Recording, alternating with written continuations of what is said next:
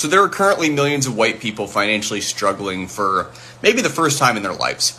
And there was a black woman who created a TikTok basically like highlighting that point, where she was like, yeah, the blacks are fine with it because we've been dealing with poverty and, you know, the white ruling class keeping us down for generations. And now it's the first time white people are experiencing the same thing that we've been experiencing for generations. And I thought that was really, really interesting. And I think it will take Donald Trump bringing white people to their knees financially, where they literally have to lose everything. They have to lose their home. They have to lose health insurance. They have to lose their automobiles. They have to lose the freedom to spend money because they don't have any more money, right? And I think what's really, really scary about that equation is if you're in your 70s and you lose all your money, well, then what, right? Well, then you get taken over by the state. And well, then what if there are no state resources or federal resources for the next 3.5 years?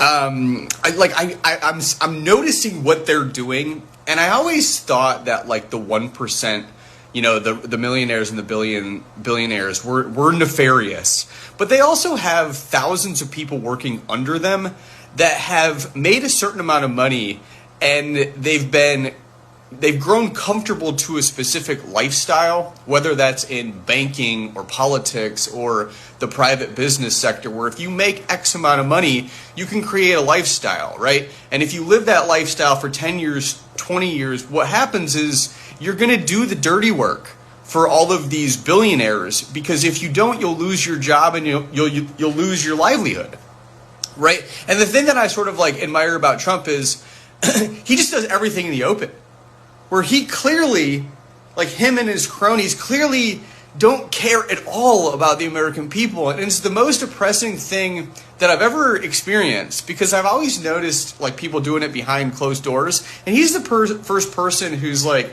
so sociopathic. So, like the first person with literally no empathy, where he sees poor Americans as like, we don't have any help for you, but we don't have any problem sending billions of dollars somewhere else in the world. It's embarrassing.